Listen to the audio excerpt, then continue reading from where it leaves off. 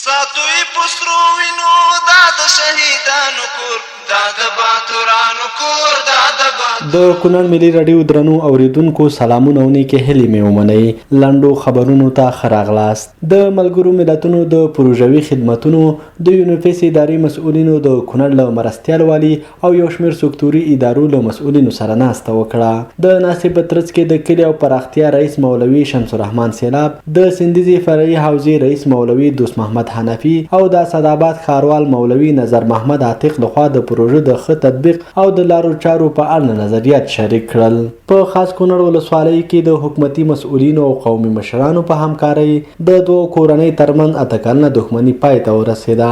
د مخابراتو او معلوماتي ټکنالوژي وزارت د سیستم جوړونې ریاست د سیم کارتونو د ثبت او راجستریشن پروسې د ښه مدیریت لپاره د یوې پرمختللي سیستم د رامنځته کېدو خبر ورکوي.